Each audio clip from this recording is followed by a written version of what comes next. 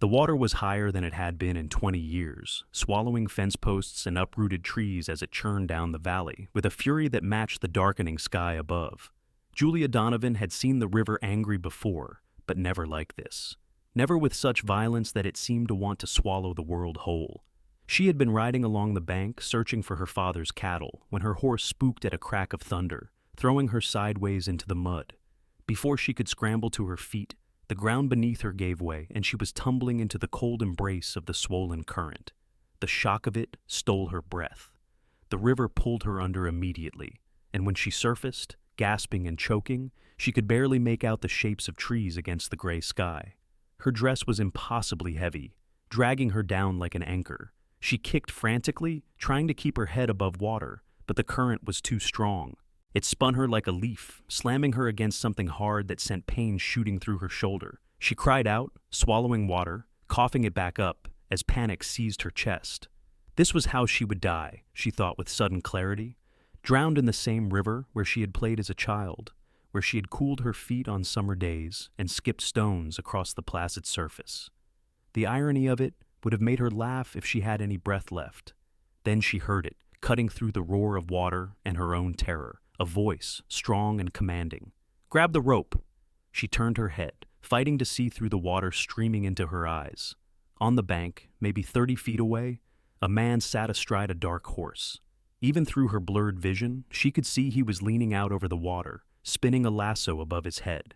The rope flew through the air in a perfect arc, landing just in front of her. Julia lunged for it with both hands, her fingers closing around the rough hemp just as the current tried to pull her under again. She held on with every ounce of strength she had left, feeling the rope go taut as the cowboy began to pull. "Hold tight!" he shouted. "Do not let go, you hear me?" She could not have let go if she wanted to. Her hands were locked around that rope like it was life itself, which it was. The river fought for her, yanking her downstream, but the cowboy was stronger. Inch by inch, he dragged her toward the bank, his horse backing up steadily to help with the effort. When she was close enough, he dismounted in one fluid motion and waded into the shallows, grabbing her under the arms and hauling her out of the water. Julia collapsed on the muddy bank, coughing up river water and sucking in desperate gulps of air. Her whole body was shaking, from cold or shock or both. The cowboy knelt beside her, one hand on her back as she retched. "Easy now," he said, his voice calmer but still urgent. "Get it all out. You are safe." When she could finally breathe without coughing, Julia looked up at her rescuer. He was young, maybe 25 or so, with dark hair plastered to his forehead and eyes the color of storm clouds. His face was lean and weathered from sun and wind, with a strong jaw and a mouth set in a line of concern. Water dripped from his clothes where he had waded in to pull her out. "Thank you," she managed, her voice raw. "I thought I was dead." "You nearly were," he said grimly. He shrugged out of his jacket and draped it over her shoulders, even though it was almost as wet as she was. "What were you doing out here? This river has been rising all day." "Looking for cattle," Julia said, pulling the jacket tighter around herself. "My father's cattle. They wandered off during the storm yesterday, and we need them. Without them, we will lose the ranch." The cowboy studied her face for a moment, then nodded. "My name is Lucas Zimmerman. I work for the Double R spread about 10 miles north of Nevada, Missouri. We have been tracking some of our own strays." "Julia Donovan," she said, extending a trembling hand. "My father owns a small ranch just outside Nevada. We lost half our herd last winter, and if we cannot find these cattle, we will have to sell." Lucas took her hand, his grip warm and solid. "Well, Miss Donovan, let us get you someplace warm first. Then we can worry about cattle." "I have to find them," Julia insisted, trying to stand. Her legs wobbled beneath her, and Lucas caught her elbow to steady her. "You are in no condition to search for anything right now," he said firmly. "You are freezing cold and half drowned. Where is your horse?" Julia looked around and felt her heart sink. "He bolted when I fell. He could be anywhere by now." Lucas whistled, and his own horse trotted over obediently. It was a beautiful animal, dark as midnight with intelligent eyes. "This is Shadow. He will carry us both. My camp is about 2 miles from here. I have a fire and dry clothes." "I cannot impose on you like that," Julia protested weakly, even though her teeth were starting to chatter. You are not imposing. You will freeze to death if you do not get warm, and then saving you from drowning would have been pointless, Lucas said with the faintest hint of a smile. Come on, we can argue about it once you are not turning blue. He helped her into the saddle, then swung up behind her. Julia found herself pressed against his chest, acutely aware of the warmth of his body even through their wet clothes. She told herself it was only because she was cold that she noticed, only because she had nearly died that her heart was beating so fast. The ride to his camp felt both endless and too short. Julia's mind kept replaying those terrible moments in the water, the certainty that she was going to die. But she was also conscious of Lucas's arms around her, holding the reins, keeping her steady in the saddle. He smelled like leather and wood smoke and rain, and despite everything, she felt safe. His camp was simple but well organized. A small tent was pitched near a stand of cottonwood trees, with a fire ring surrounded by stones. He had clearly been there for a few days based on the neat stack of supplies under a canvas tarp. Lucas dismounted first, then helped Julia down. Her legs were still unsteady, and she stumbled against him. "Sorry," she mumbled. "Nothing to apologize for," Lucas said. He guided her to sit on a fallen log near the fire ring, then quickly set about building up the fire. Within minutes, flames were crackling cheerfully, throwing welcome heat into the cool air. The rain had stopped, but dark clouds still hung low overhead, promising more to come. "I have some spare clothes in my pack," Lucas said, rummaging through his supplies.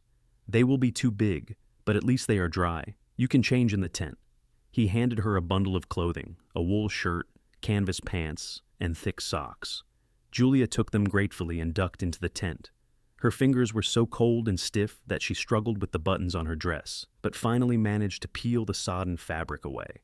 The dry clothes were indeed far too large, but they were warm and smelled clean.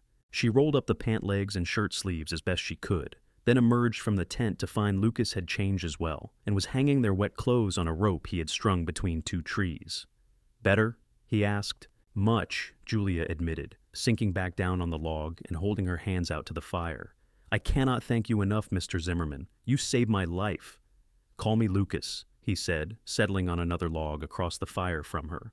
"And I am glad I was there. That river is not forgiving, especially after rain like we have had."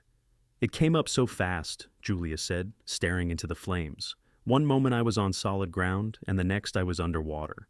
I have lived near that river my whole life, and I have never seen it so angry." "These spring rains have been heavy," Lucas agreed. "The ground cannot absorb any more water, so it all runs into the rivers and creeks, makes for dangerous conditions." They sat in silence for a few moments, the fire popping and hissing. Julia studied Lucas across the flames. He had a quiet competence about him, the kind that came from someone who knew how to take care of himself in the wilderness. His hands were strong and calloused as he worked, and there was a carefulness in his movements that spoke of someone who thought before he acted. "How long have you been out here searching for cattle?" she asked finally. 3 days now," Lucas said. "We lost about 15 head during the storms. The boss sent me and another hand out to find them, but we split up yesterday to cover more ground. I am supposed to meet back up with him tomorrow." "We lost 8, Julia said quietly. "Which might not sound like much, but for us, it is everything. My father is not well. He has been sick all winter, and this ranch is all we have. My mother died 5 years ago, and it is just the 2 of us now. If we lose those cattle, we lose the ranch, and I do not know what will happen to us then." Lucas looked at her across the fire, his gray eyes serious. "How old are you, Miss Donovan?" "Julia," she corrected, "and I am 22. Old enough to know how to handle a ranch, but apparently not old enough to stay out of flooded rivers." A hint of a smile crossed Lucas's face. "Anyone can get caught off guard by a river like that. You should not be hard on yourself." "I should have been more careful," Julia said. "I should have stayed away from the bank, but I was so focused on finding those cattle that I was not paying attention, and my horse spooked, and now here I am, wearing your clothes and sitting at your fire instead of bringing those animals home." "The cattle will still be out there tomorrow," Lucas said gently, "and you will be in better shape to find them after a night of rest. You cannot help your father if you kill yourself trying." Julia knew he was right, but it did not make the worry in her chest any less heavy. "He depends on me," she said softly. "Ever since my mother died, it has been my job to keep the ranch running. He tries, but he is not as strong as he used to be. Some days he cannot even get out of bed. I do the work of 3 men, and it is still barely enough. That is a heavy burden for anyone, Lucas said. It is my burden to carry, Julia said firmly. I am all he has. Lucas poked at the fire with a stick, sending up a shower of sparks. My father was a rancher too, he said after a moment. Down in Texas. He died when I was 18. Left my mother and my 2 sisters to run the place. I stayed to help for a few years, but then my mother remarried, and her new husband did not much like having me around. So I headed north and started working for other people's ranches. Been moving around ever since. Do you miss it? Julia asked. Having your own place? Sometimes, Lucas admitted. But I like the freedom too. I can move on when I want, see new places, not be tied down. Though lately I have been thinking it might be nice to settle somewhere, find a place to call home again. Nevada is a good town, Julia said. Small, but the people are kind. We have a general store, a church, a schoolhouse. The railroad comes through twice a week. It is quiet, but I like it that way. You have lived there your whole life? Born and raised, Julia said. My parents homesteaded the ranch before I was born. It was hard work, clearing the land and building everything from scratch, but they made it work. My mother used to say this was the most beautiful place on earth. On summer evenings, we would sit on the porch and watch the sun set over the hills, and everything would turn gold and pink and purple. She was right. It is beautiful. The love in her voice was evident, and Lucas found himself watching her face as she spoke. She had delicate features that might have been fragile on someone else, but there was a strength in the set of her jaw and the directness of her gaze that suggested she was tougher than she looked. Her hair was a rich brown, still damp and tangled from the river, and her eyes were a warm hazel that caught the firelight. It sounds like a good place to grow up, he said. It was, Julia agreed. She smiled, a real smile this time. I had a pony named Buttercup, who was more stubborn than any mule. I used to ride her all over the ranch, pretending I was exploring uncharted territory. My mother would call me in for supper, and I would come galloping in covered in dust with Buttercup huffing and puffing behind me. What happened to Buttercup? She lived to be 30 years old, Julia said, ornery right up until the end. We buried her under an oak tree near the house. I still visit her sometimes, when I need to think. You loved that pony. I did, Julia said softly. She was my best friend for years. It sounds silly, I know, but she was. It does not sound silly at all, Lucas said. Animals can be better friends than people sometimes. They do not judge you or expect things you cannot give. They talked for hours as the fire burned down, and the afternoon faded toward evening. Lucas made coffee in a battered tin pot, and Julia discovered she was ravenous, despite everything that had happened. Lucas had jerky and hardtack in his supplies, not much of a meal, but enough to quiet the gnawing in her stomach. As they ate, they traded stories about life on the ranches, about difficult cattle and ornery horses, and the endless work that came with trying to make a living off the land. Julia learned that Lucas was 25 years old, that his favorite food was his mother's apple pie, that he had once been thrown from a horse so badly he broke 3 ribs and still got back on the next day. Lucas learned that Julia could rope a steer as well as any man, that she had taught herself to read from her mother's books, that she played the piano at church on Sundays when the regular player was sick. As the sky darkened, Lucas insisted that Julia take the tent while he slept outside by the fire. She protested, but he would not hear of it. You have been through enough today, he said firmly. Take the tent, get warm, and rest. I have slept under the stars more times than I can count. One more night will not hurt me. Too tired to argue anymore, Julia crawled into the tent and wrapped herself in Lucas's bedroll. It smelled like him, that same combination of leather and wood smoke that she had noticed earlier. Despite everything, despite the fear and exhaustion and worry about her father and the cattle, she found herself smiling as she closed her eyes. She woke once in the middle of the night to the sound of rain pattering against the canvas.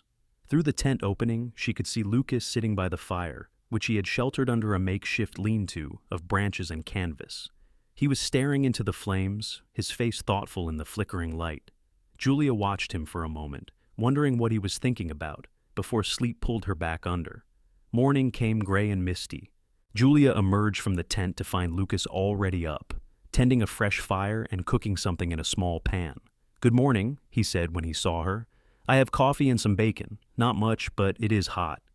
"It smells wonderful," Julia said, accepting the tin cup of coffee he handed her. The bacon was crispy and salty, and exactly what she needed. She had not realized how hungry she was until she started eating. "How are you feeling?" Lucas asked, studying her face. "Better," Julia admitted. "Sore, but better. My shoulder aches where I hit something in the river." "Let me see." Julia hesitated, then pulled aside the collar of the borrowed shirt. Her shoulder was purple with bruising, the imprint of whatever she had hit clearly visible on her skin. Lucas's jaw tightened. "That is a bad bruise," he said. "But it does not look like anything is broken. You were lucky." "I was lucky you were there," Julia corrected. She looked at him seriously. "What made you come to that part of the river? If you had been anywhere else, I would be dead right now." Lucas was quiet for a moment. "I honestly do not know," he said finally. "I was searching on the other side of the valley, but something made me want to check the river. Just a feeling. I am glad I listened to it." "So am I," Julia said softly. They broke camp together, working in an easy rhythm that felt natural despite having just met. Lucas checked that the fire was completely out while Julia rolled up the bedding. By the time the sun broke through the clouds, they were ready to ride. "I will take you home," Lucas said. "Your father must be worried sick." "He will be," Julia admitted. "I should have been back yesterday afternoon. He will have been frantic all night." "Then we should hurry," Lucas said, helping her into the saddle before swinging up behind her. The ride back to the Donovan ranch took most of the morning. Julia directed Lucas through the rolling hills, pointing out landmarks along the way. The storm had left everything fresh and green, with wildflowers blooming in patches of color across the meadows. Under different circumstances, it would have been a beautiful ride. As they crested the final hill, Julia's home came into view. It was a modest spread, with a small house, a barn, a few outbuildings, and pastures enclosed by wooden fences. Some of the fences had been damaged by the storm, Julia noted with dismay. And there was a tree down near the barn, more work to add to the endless list. A man stood on the porch of the house, and even from a distance Julia could see him stiffen as he caught sight of them approaching. He started down the steps, moving stiffly, one hand pressed to his side. "Papa!" Julia called out. "Papa, I am all right." Lucas brought Shadow to a stop in front of the house, and Julia slid down before he could help her. Her father reached her in 3 long strides, pulling her into a fierce embrace that made her bruised shoulder ache. She did not complain. "Julia," he said, his voice rough, "I thought something terrible had happened. I thought I had lost you too." "I am sorry, Papa," Julia said, her own voice thick. "I am so sorry. The river was flooded, and I fell in. But Lucas saved me. He pulled me out." Robert Donovan released his daughter and looked up at the man still sitting on the horse.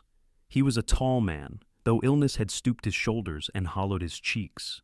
His hair was more gray than brown now, but his eyes were the same warm hazel as his daughter's, and they were sharp as they assessed Lucas. "You saved my daughter's life," he said. "I was in the right place at the right time," Lucas said, dismounting. He extended his hand. "Lucas Zimmerman, sir. I work for the Double R Ranch north of here." Robert shook his hand firmly. "Robert Donovan. Come inside, both of you. You must be exhausted, and I want to hear everything that happened." Inside, the house was small but clean and comfortable. There was a kitchen with a wood stove, a sitting area with worn but serviceable furniture, and 2 bedrooms off the main room. Photographs hung on the walls, including one of a handsome couple on their wedding day that Julia had told him was her parents. Julia quickly changed back into dry clothes of her own, while Lucas waited in the kitchen with Robert. When she emerged, her father had already put coffee on and was slicing bread for sandwiches with hands that shook slightly. "Let me do that, Papa," Julia said, gently taking the knife from him. "I am not helpless," Robert said, but there was no heat in his words. He sank into a chair at the table with visible relief.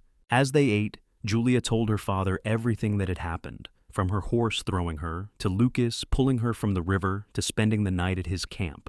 Robert listened intently, his face growing paler as she described being swept downstream. "I should never have let you go out alone," he said when she finished.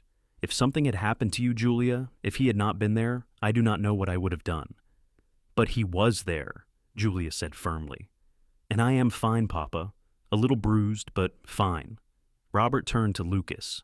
"I owe you a debt I can never repay," he said. "You gave me back my daughter. If there is ever anything I can do for you, anything at all, you only have to ask." I am just glad I could help, Lucas said, but there is something I would like to offer, if you will hear me out. Anything, Robert said. Julia told me about your missing cattle, Lucas said. 8 head, she said. I am out here looking for some of the double R's cattle as well. What if we look together? I can stay a few extra days to help search. 2 people will cover more ground than one, and I know the country pretty well by now. Julia felt her heart lift with hope, but she tried to keep her voice level. That is very generous, Lucas, but you have your own cattle to find. Your boss must be expecting you back. My boss is a reasonable man, Lucas said. He will understand, especially when I explain the situation. And honestly, our cattle probably did not wander far. Most of them have been rounding themselves up and coming back on their own, but yours have been missing longer. They could be scattered all over. We cannot pay you, Robert said bluntly. We barely have enough to get through until the next cattle sale. I am not asking for payment, Lucas said. I am offering to help. We can start first thing tomorrow morning, search in a grid pattern, cover as much ground as we can. Julia looked at her father, then back at Lucas. Why would you do this? She asked quietly. You do not know us. You do not owe us anything. Lucas met her eyes across the table. Because it is the right thing to do, he said simply. And because no one should lose their home if there is something I can do to help prevent it. Robert was quiet for a long moment, studying Lucas's face. Then he nodded slowly. We would be grateful for your help, he said. You can stay in the barn, and we will feed you while you are here. It is not much, but it is the least we can do. The barn is fine, Lucas said. I have slept in worse places. The barn is not fine, Julia interjected. We have a spare room. It was my mother's sewing room, but there is a bed in there. You will stay in the house. Lucas looked like he might argue, but something in Julia's expression made him nod instead. Thank you, he said. I appreciate it. They spent the rest of the day preparing for the search. Julia showed Lucas a map of their land and the surrounding area, marking off the places she had already looked. Lucas studied it carefully, adding notes of his own about terrain and likely places cattle might drift. Robert tried to help, but Julia could see he was exhausted, and she finally convinced him to rest while she and Lucas worked. As the sun began to set, Julia made dinner, venison stew with vegetables from their root cellar and fresh biscuits. It was a simple meal, but Lucas ate like it was a feast. This is delicious, he said, much better than my camp cooking. Julia is a wonderful cook, Robert said proudly. She learned from her mother, who was the best cook in 3 counties. Julia felt her cheeks warm at the praise. It is just stew, Papa. It is excellent stew, Lucas insisted. After dinner, Robert excused himself to bed, leaving Julia and Lucas to clean up. They worked side by side at the wash basin, Julia washing while Lucas dried, and again, there was that sense of easy companionship that felt both strange and natural at the same time. Your father is not well, Lucas said quietly, careful to keep his voice low. No, Julia admitted. The doctor says it is his heart. There is not much that can be done except rest and good food and not working too hard. But you cannot run a ranch without working hard, and we cannot afford to hire help. So he does what he can, and I do the rest, and we get by. That must be hard, Lucas said. It is what it is, Julia said, scrubbing a plate with more force than necessary. I do not have time to think about how hard it is. I just have to keep going. Lucas was quiet for a moment, then said, You do not have to do everything alone, you know. Julia looked up at him, surprised by the gentleness in his voice. I do, though, she said. There is no one else. There is me, Lucas said. At least for the next few days. Let me help, Julia. That is what I'm here for. She wanted to argue, to say she did not need help, that she could handle everything herself. But the truth was, she was tired, so tired. And the idea of having someone to share the burden with, even for just a little while, was more tempting than she wanted to admit. All right, she said softly. Thank you. They finished the dishes in comfortable silence, and then Julia showed Lucas to the spare room. It was small but clean, with a single bed, a dresser, and a window that looked out over the pasture. Julia had put fresh sheets on the bed and a clean towel on the dresser. I hope you will be comfortable, she said. It is perfect, Lucas assured her. Thank you, Julia, for everything. She nodded, suddenly feeling shy. Good night, Lucas. I will see you in the morning. Good night. Julia retreated to her own room and closed the door, leaning against it for a moment. Her heart was beating faster than it should have been, and she could not quite figure out why. She told herself it was just gratitude, just relief at having help finding the cattle. It had nothing to do with the way Lucas looked at her, or the warmth of his smile, or the memory of his arms around her on the horse. She changed into her nightgown and climbed into bed, but sleep was a long time coming. They started searching at first light the next morning. Julia had packed food and water for both of them, and they each took a horse, Lucas on Shadow and Julia on a sturdy sorrel mare named Ginger that she had borrowed from a neighbor after her own horse still had not returned. The day was clear and cool, perfect for riding. They worked methodically, starting with the areas farthest from the ranch and working their way back. Lucas taught Julia to read signs she had never noticed before: broken branches that indicated a cow had pushed through, tracks in the soft ground near a creek, droppings that showed how recently an animal had passed through. They did not find any cattle that first day, but Julia felt more hopeful than she had in weeks. Lucas was good company, with a dry sense of humor that made her laugh even when she was tired and sore. He told her stories about his travels, about the different ranches he had worked, and the people he had met. She found herself telling him things she had never told anyone else, about her fears for her father's health, about the weight of responsibility she carried, about the loneliness of the past few years. "Do you ever think about leaving?" Lucas asked as they rode through a valley dotted with wildflowers. "Starting over somewhere else? Somewhere easier?" "Every day," Julia admitted. "But I cannot abandon my father, and I cannot abandon this ranch. It is all we have of my mother. She put so much of herself into this place. Leaving would feel like losing her all over again." "She must have been a remarkable woman," Lucas said. "She was," Julia said. "She was strong and kind and brave. She was not afraid of anything. When I was little, I wanted to be exactly like her. Now, I just try to live up to her memory." "I think you do," Lucas said quietly. "From what I can see, you are all of those things too." Julia looked at him, surprised, and found him watching her with an expression she could not quite read. Her breath caught in her throat, and for a moment, the world seemed to narrow to just the two of them, sitting on their horses in a field of flowers with the sun warm on their faces. Then Ginger tossed her head and broke the spell, and Julia looked away, her cheeks burning. They made camp that night in a clearing near a creek, too far from the ranch to make it back before dark. Lucas built a fire while Julia unpacked their food, and they ate watching the stars come out one by one in the darkening sky. "It is beautiful out here," Lucas said, lying back on his bedroll with his hands behind his head. "Peaceful." "It is," Julia agreed. She was sitting cross-legged by the fire, poking at it with a stick. "Some nights I come out here just to get away from everything, to remember that there is more to the world than work and worry." "What do you think about when you were out here?" Julia considered the question. "I think about my mother," she said finally. "I think about what she would tell me if she were still here. I think about the future, about what I want my life to be. Sometimes I think about leaving, just getting on a horse and riding until I find somewhere new. But then I remember that everywhere has its own troubles, and running away does not solve anything."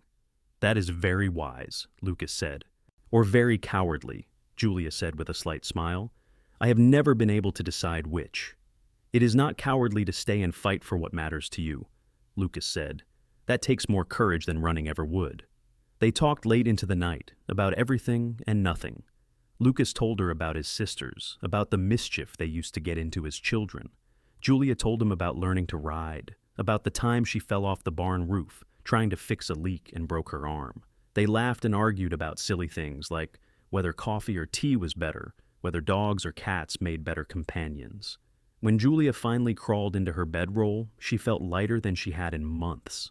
She looked over at Lucas, who was already half asleep by the fire, and felt a flutter in her chest that had nothing to do with fear or worry.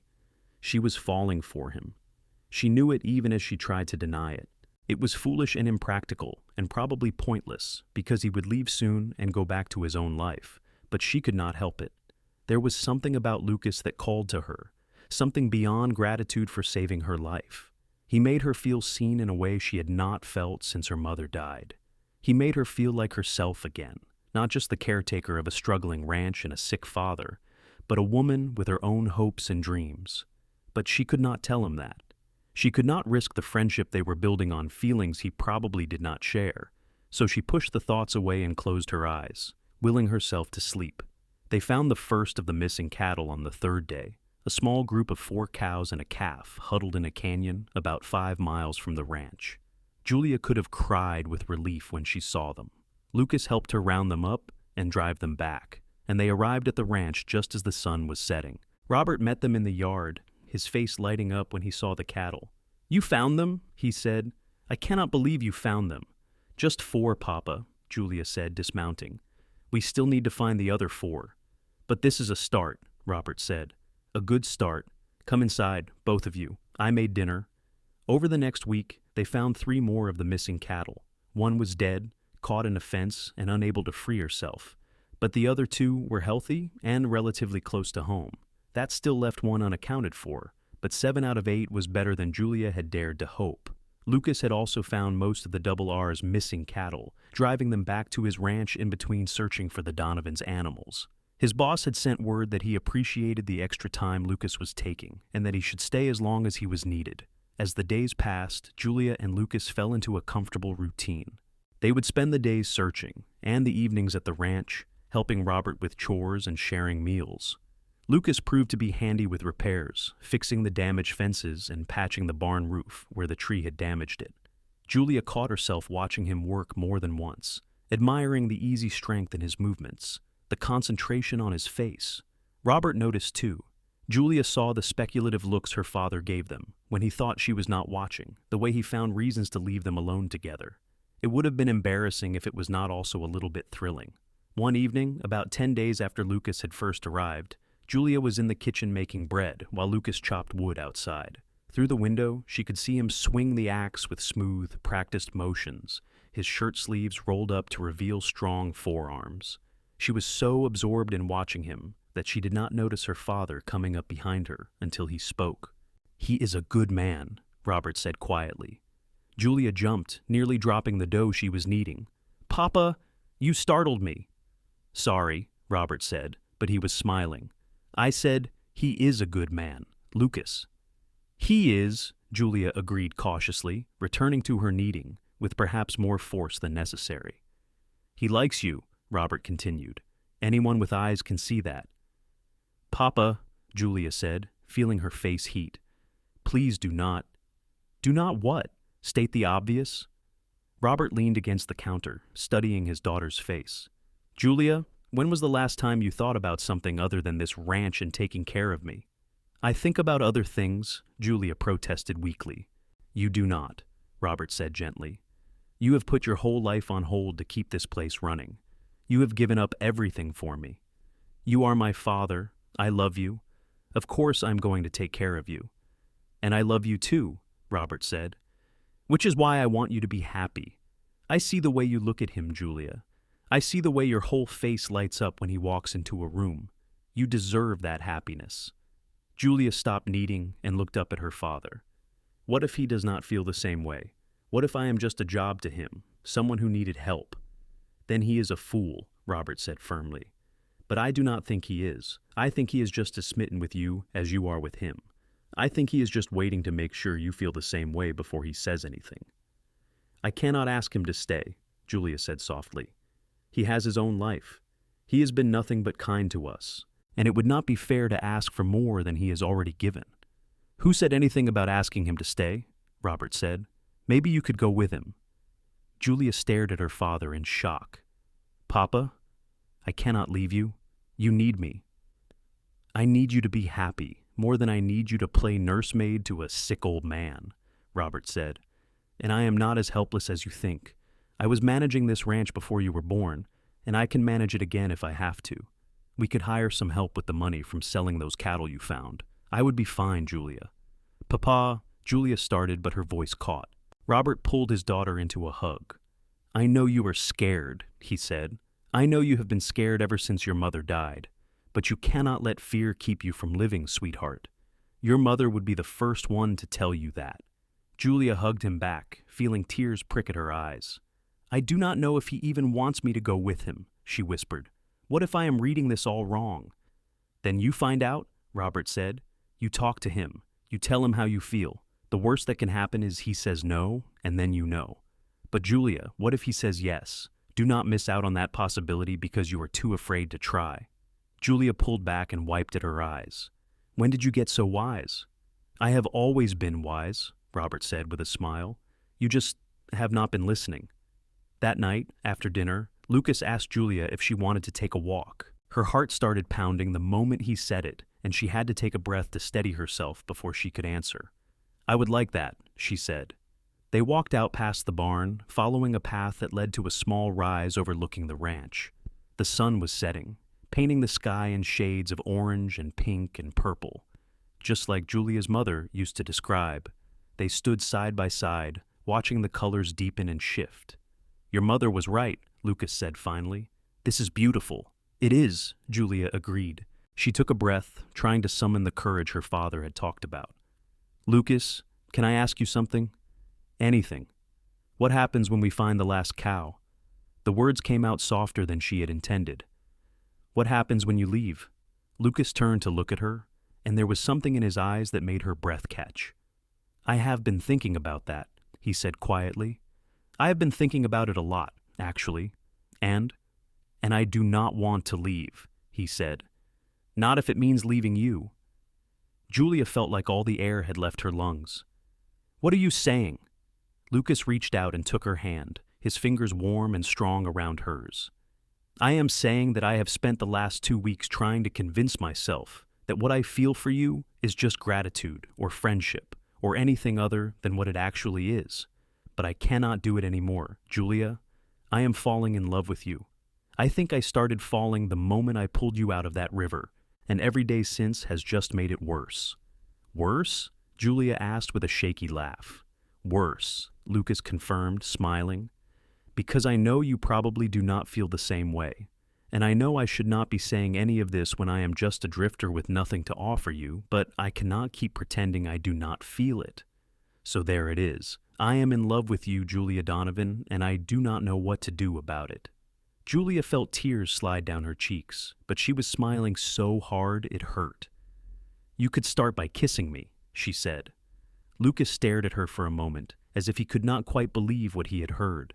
Then he cupped her face in his hands, his thumbs brushing away her tears, and kissed her. It was gentle at first, almost tentative, as if he was afraid she might change her mind. But when Julia wrapped her arms around his neck and kissed him back, all hesitation fled. He pulled her close, and she melted into him, feeling like every piece of her that had been scattered and lost was suddenly falling back into place. When they finally broke apart, both breathing hard, Lucas rested his forehead against hers. Does this mean you feel the same way? He asked, his voice rough. Yes, Julia said, laughing through her tears. Yes, you ridiculous man. I have been in love with you for weeks. I just did not think I had any right to say so. You have every right, Lucas said fiercely. He kissed her again, softer this time. You have every right in the world. They stood on that hill as the sun set completely and the stars came out, holding each other and talking about the future. Lucas told her he wanted to find a place to settle down, to stop drifting and build something real. Julia told him about her father's suggestion that she could go with him, that they could figure things out together. What about your father? Lucas asked. What about the ranch? My father says he can manage, Julia said. And I believe him. He wants me to be happy, Lucas. He wants me to have a life beyond just taking care of him. But this is your home, Lucas said. I cannot ask you to leave it. You are not asking, Julia said firmly. I am choosing. I am choosing you, Lucas. I am choosing us. Lucas kissed her again, and Julia felt like her heart might burst from happiness. They walked back to the house hand in hand, and when they told Robert what had happened, he hugged them both and said he had known all along. He opened a bottle of wine he had been saving and toasted to their future, his eyes suspiciously bright. Over the next few days, they made plans. Lucas would finish helping find the last cow, then return to the Double R to settle his affairs and collect his pay. He would come back to Nevada in a month, and he and Julia would get married. They would stay at the ranch for a while to make sure Robert was settled and could manage on his own, and then they would decide together where they wanted to go. But fate had other plans. They found the last cow on a bright morning 2 days later, stuck in a ravine about 3 miles from the ranch. It took them most of the day to get her out, working together to rig a rope system that could pull her up without injuring her. By the time they succeeded, both of them were exhausted and covered in dirt, but jubilant. "That is all of them," Julia said, watching the cow trot off toward home. "We did it, Lucas. We found them all." "We make a good team," Lucas said, pulling her close and kissing the top of her head. They rode back to the ranch in high spirits, already planning their wedding, already dreaming about the future.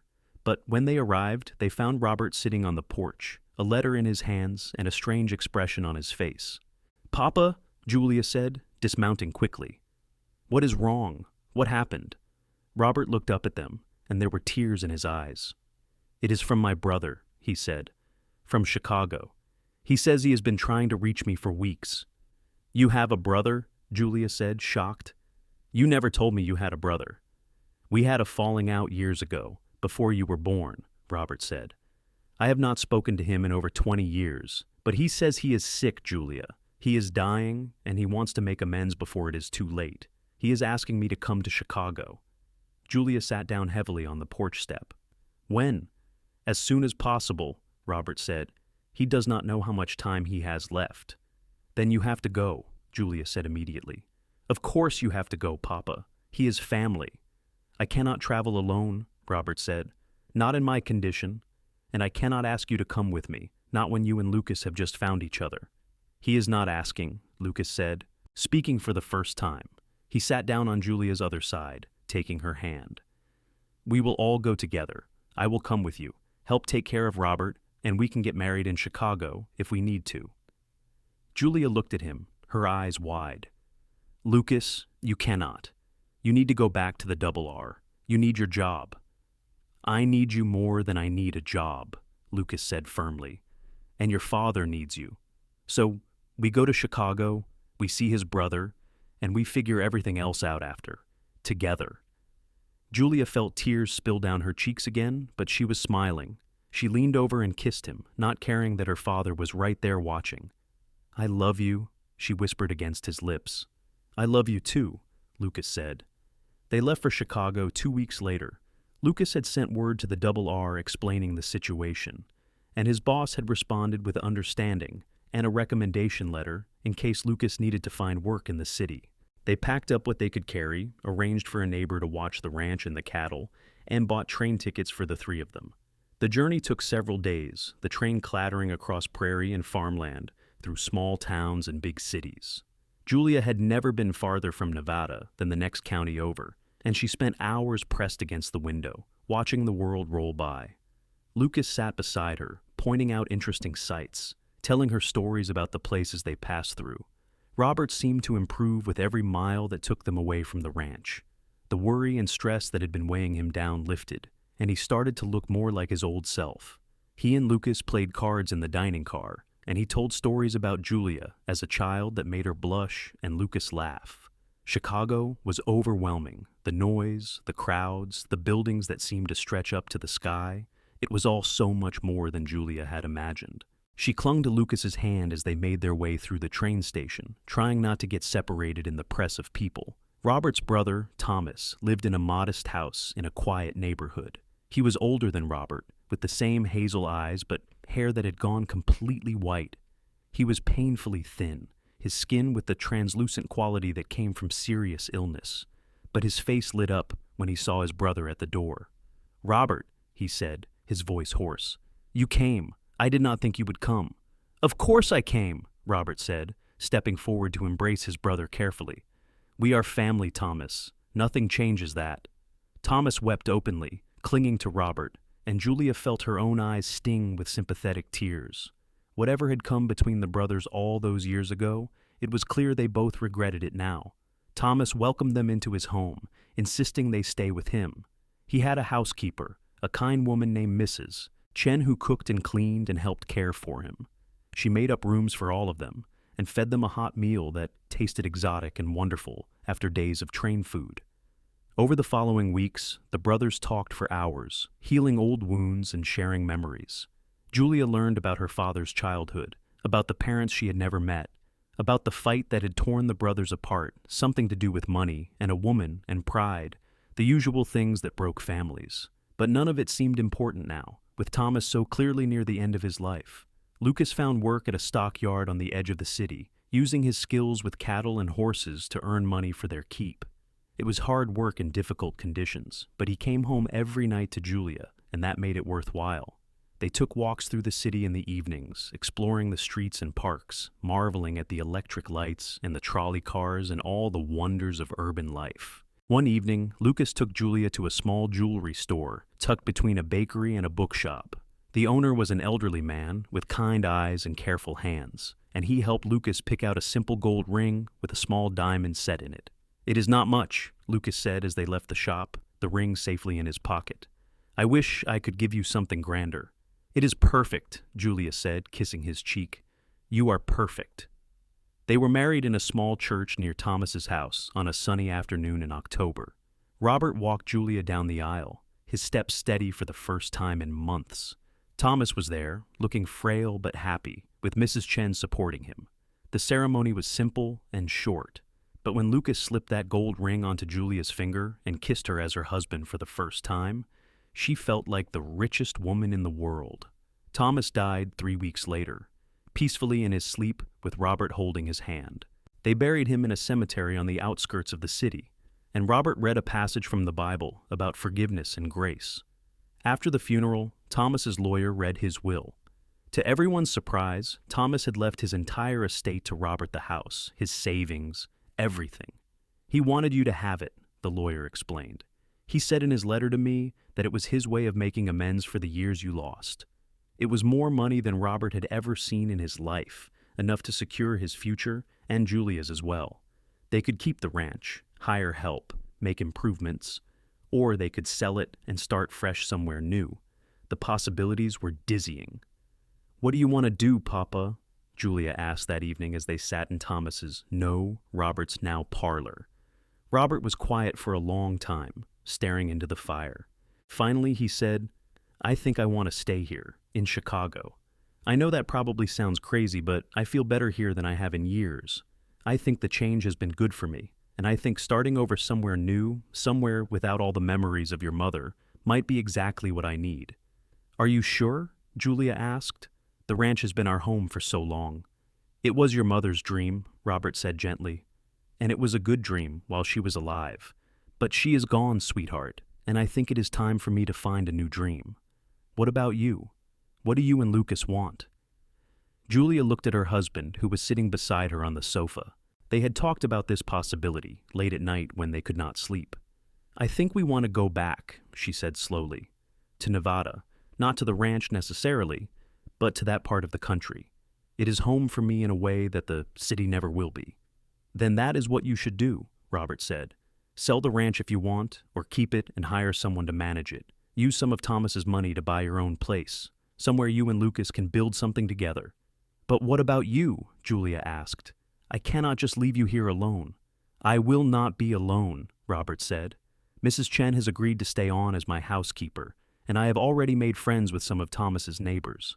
I will be fine, Julia, better than fine. I will be happy, knowing that you are happy too." So they made their plans.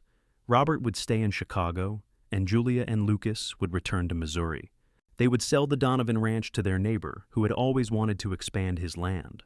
With the proceeds from that sale and a generous gift from Robert out of Thomas's inheritance, they would have enough to buy a larger spread, one where they could build a real ranch together. They stayed in Chicago through the winter, making sure Robert was settled and comfortable. Julia helped him sort through Thomas's belongings, deciding what to keep and what to give away. Lucas continued working at the stockyard, saving every penny he could. And at night, in the room they shared in Robert's house, they planned their future down to the smallest detail. Spring came early that year, with warm winds that made Julia restless for wide open spaces. In April, she and Lucas said goodbye to Robert, who hugged them both tightly and made them promise to write often. "Take care of each other," he said, his voice thick with emotion, "and be happy.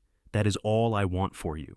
"We will, Papa," Julia promised, "and you take care of yourself. Do not overdo it, and listen to Mrs. Chen when she tells you to rest." "I will," Robert said with a smile. "Now go on before I embarrass myself by crying." The train ride back to Missouri felt different this time. Julia was not the frightened girl who had left, overwhelmed by the city and worried about the future. She was a woman now, married to the man she loved, heading home to build a life together. She felt strong and capable and full of hope. They stopped in Nevada first to finalize the sale of the ranch and collect the last of Julia's belongings.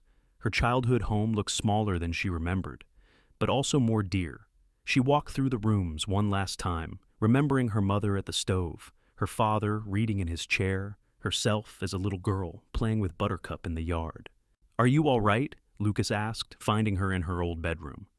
"Yes," Julia said, and she meant it. "I am saying goodbye, that is all. This place was my whole world for so long, and now I am leaving it behind." "We can stay if you want," Lucas offered. "We can buy it back, make it work." But Julia shook her head. "No," she said. "This was my mother's dream, like my father said. It is time for us to build our own dream." They found their land 3 weeks later, about 20 miles south of Nevada, in a valley that reminded Julia of the one where she had grown up. It was 200 acres of good grazing land, with a creek running through it, stands of timber for building, and a view of rolling hills that went on forever. The moment Julia saw it, she knew it was right. "This is it," she said to Lucas, squeezing his hand. "This is where we are supposed to be." They bought it that same week and immediately set to work. Lucas was skilled at building, and with the help of some hired hands from town, they raised a house in 2 months. It was small at first, just 4 rooms, but it was solid and well built and completely theirs. Julia planted a garden, while Lucas built fences and corrals. They bought cattle with the money they had saved, a small herd to start with, but enough to build on. The work was hard, but it was good work. They fell into bed exhausted every night and woke up excited every morning. Julia had never been happier. She wrote long letters to her father, telling him about everything they were doing, and he wrote back with news of his life in Chicago. He had joined a church group and was taking daily walks to build up his strength. His health was improving steadily, and his letters were full of contentment. In October, exactly 1 year after their wedding, Julia realized she was pregnant. She waited until she was sure before telling Lucas, wanting to give him the news in a special way. She made his favorite dinner fried chicken and mashed potatoes, and waited until they were finished eating before she spoke. "Lucas," she said, trying to keep her voice steady, "I have something to tell you." He looked up from his coffee, instantly alert to the seriousness in her tone. "What is it? Is something wrong?" "No," Julia said, starting to smile. "Nothing is wrong. Everything is right. Lucas, I am going to have a baby." For a moment, he just stared at her. Then his face broke into the biggest smile she had ever seen, and he jumped up from his chair, pulling her into his arms and spinning her around. "We are having a baby," he said, laughing. "Really? You are sure?" "I am sure," Julia said, laughing with him. "In the spring, probably late May or early June." Lucas set her down carefully, as if she were made of glass, and cupped her face in his hands. "I love you," he said. "I love you so much, Julia. You have given me everything I never knew I wanted." "You saved my life," Julia reminded him. "This is the least I can do." "You saved mine too," Lucas said softly. "You just did not realize it." The pregnancy was relatively easy, though Julia got tired more quickly as she grew larger. Lucas fussed over her constantly, insisting she rest, doing more than his share of the work. She protested that she was perfectly capable, but secretly she loved his attention. They spent the winter preparing for the baby, building a cradle and sewing tiny clothes. Julia knitted blankets and booties while Lucas carved wooden toys.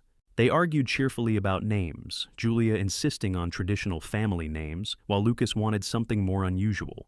Robert came to visit in March, looking healthier than Julia had seen him in years. The change in his circumstances had agreed with him, and he was full of energy and excitement about becoming a grandfather. He stayed for 2 weeks, helping Lucas with projects around the ranch, and spending hours talking with Julia about her mother and what it was like to be a parent. "Your mother would be so proud of you," he told Julia one evening as they sat on the porch watching the sunset. "Look at what you have built here. Look at the life you have made." "I could not have done it without Lucas," Julia said, resting her hand on her swollen belly. "He is my partner in everything." "That is what marriage should be," Robert said. "Partnership, friendship, love. You have found something special, Julia. Hold on to it." "I will," Julia promised. The baby came on a warm evening in June, after a labor that lasted most of the day. Lucas held Julia's hand through all of it, wiping her forehead with a cool cloth and telling her she was strong, she was doing so well. It would be over soon. The midwife they had hired from town was calm and competent, guiding them through the process with steady reassurance. When the baby finally arrived, squalling and red-faced and perfect, Julia burst into tears of relief and joy. It was a boy, healthy and strong, with Lucas's dark hair and Julia's hazel eyes. "What should we name him?" Lucas asked, cradling his son with obvious wonder. Julia thought about her mother, about the legacy she had left, about Thomas, who had given them so much with his final act of forgiveness, about all the people who had shaped their lives and brought them to this moment. "Thomas," she said, "Thomas Robert, after both our fathers." Lucas smiled through his own tears. "Thomas Robert Zimmerman. It is perfect." They sent word to Robert in Chicago, and he wrote back immediately with congratulations and promises to visit soon. Mrs. Chen sent a beautiful quilt she had sewn herself, covered in traditional Chinese patterns that she said would bring the baby good fortune and long life. Life on the ranch settled into a new rhythm. Thomas was an easy baby, sleeping well and rarely fussing. Julia marveled at him constantly, unable to believe she had helped create something so perfect. Lucas was a devoted father, getting up in the night to walk with Thomas when he was restless, singing to him in a low voice that made Julia's heart melt. The ranch prospered, their cattle herd grew, and they started to make a real profit. Lucas hired a few hands to help with the work, freeing up more time for him to spend with his family. They added rooms onto the house as they could afford it, slowly transforming it from a small cabin into a proper ranch house. Robert visited every few months, and they made the trip to Chicago once when Thomas was a year old. The city was still overwhelming, but Julia found she could appreciate it more now, seeing it through her son's wondering eyes. When Thomas was 2, Julia got pregnant again.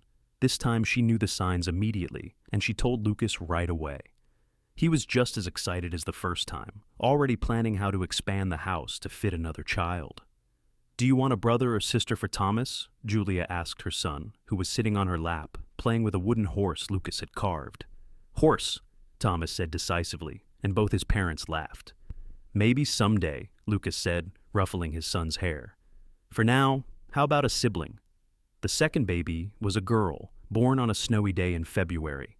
She came faster than Thomas had, and she was tiny but fierce, screaming her displeasure at being brought into the world so loudly that Lucas joked she would grow up to be a singer. They named her Charlotte Rose, after Julia's mother, whose middle name had been Rose, and Lucas's grandmother Charlotte. Thomas was fascinated by his new sister, wanting to help with everything.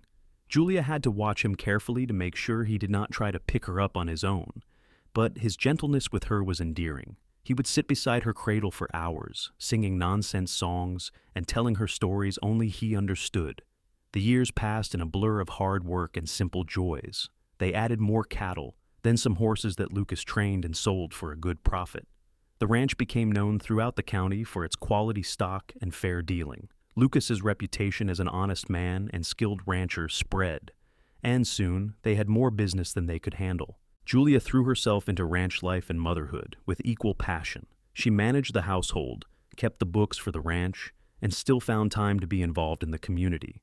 She played piano at church when needed, organized fundraisers for the school, and hosted gatherings at their ranch that became legendary for Julia's cooking and Lucas's storytelling. On their 5th wedding anniversary, Lucas took Julia back to the place where they had first met, to that riverbank where he had pulled her from the water.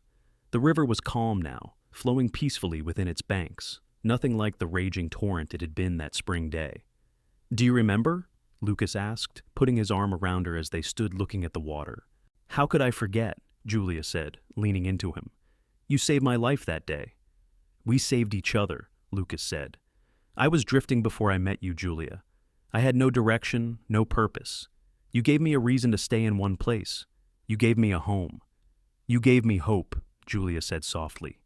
"I was drowning before you came along, and not just in that river.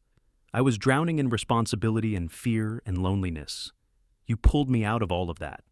They stood there for a long time, watching the water flow by, thinking about all the roads that had led them to each other.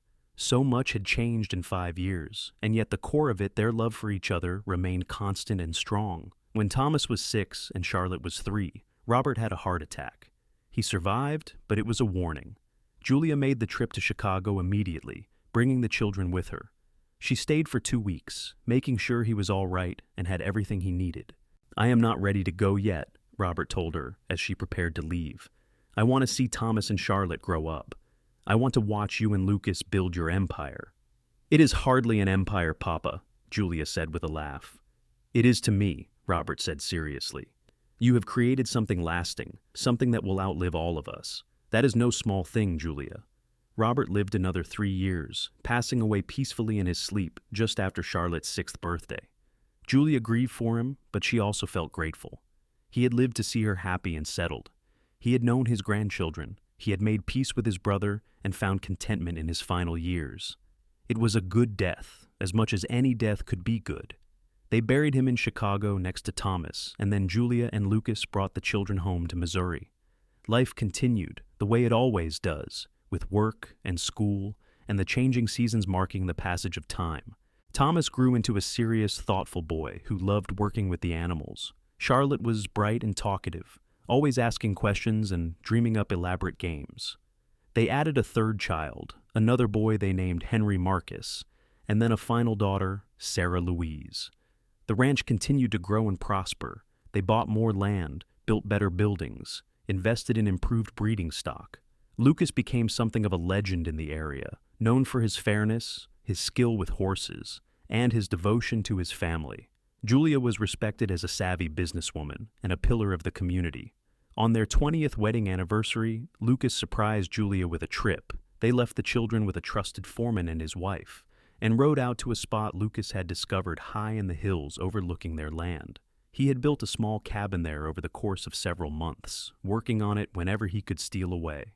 It was simple, but beautiful, with a wide porch and windows that looked out over the valley. "I thought we could use a place to escape to sometimes," Lucas said as he showed her around. "Somewhere it is just us, like in those early days." Julia threw her arms around him, overwhelmed with love. "It is perfect," she said. "You are perfect." They spent 3 days at the cabin, talking and laughing and remembering. They talked about that day at the river, about the fear and uncertainty of their early days, about all the obstacles they had overcome. They talked about their children, about their hopes and dreams for each one. They talked about growing old together, about what they wanted their legacy to be. "Do you ever regret it?" Lucas asked on their last night as they sat on the porch watching the stars. "Giving up the city, staying here in the middle of nowhere?" "Never," Julia said firmly. "This is exactly where I'm supposed to be, with you, with our family, on this land. This is my home, Lucas. You are my home." "You are mine too," Lucas said, pulling her close. "Now and always." The years continued to pass. Thomas grew into a man and took over more of the ranch operations, showing a natural talent for management. Charlotte went away to teacher training college and came back to teach at the local school. Henry decided he wanted to study law and left for university in St. Louis, while Sarah was still deciding what she wanted to do, though she showed a remarkable talent for breeding horses. Julia and Lucas grew older, their hair turning gray, their movements becoming slower. But their love never dimmed. If anything, it grew stronger with each passing year, deepened by shared memories and weathered storms. On a warm summer evening, when Julia was 63 and Lucas was 66, they sat on the porch of their ranch house watching the sunset. Thomas and his wife lived in a house they had built on the property, and their 3 children were playing in the yard. Charlotte visited regularly with her husband and 2 daughters. Henry wrote long letters from St. Louis about his work. Sarah was at a horse show in Kansas, hoping to sell several of her carefully trained animals. "We did well," Julia said, taking Lucas's hand. "Did you not think?" "We did better than well," Lucas agreed. "We built something that will last, Julia. Look at our children, our grandchildren. Look at this place. It is all because you did not drown in that river 28 years ago. It is all because you threw me a rope," Julia corrected with a smile. "Best thing I ever did," Lucas said, bringing her hand to his lips and kissing it gently. They sat there as the sky turned from gold to pink to purple. Just as it had that night, Lucas first told Julia he loved her. The ranch spread out before them, solid and prosperous, a testament to hard work and determination and love. Julia thought about that terrified girl in the river, certain she was going to die. She thought about the cowboy who had ridden out of nowhere and saved her life. She thought about all the moments since then, big and small, that had brought them to this place. "I would do it all again," she said softly. "Every hard moment, every struggle, I would do it all again to end up right here with you." "So would I," Lucas said. As the stars began to come out one by one, lighting up the darkening sky, Julia leaned her head on Lucas's shoulder and smiled. This was what happiness looked like, she thought. Not a single perfect moment, but thousands of imperfect moments strung together into a life worth living. A life she almost lost in a swollen river after rain. A life saved by a cowboy who threw her a rope. A life built on love that had lasted through every storm.